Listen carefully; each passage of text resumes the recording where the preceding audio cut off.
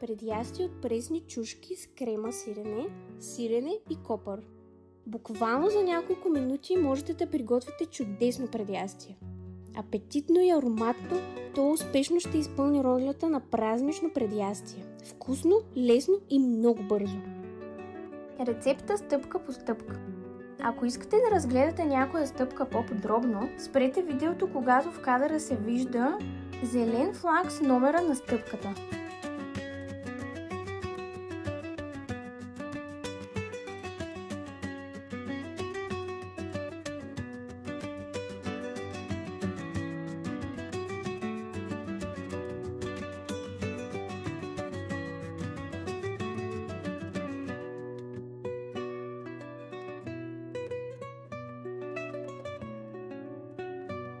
Добър апетит! Подробната рецепта с списъка на продуктите вижте в описанието.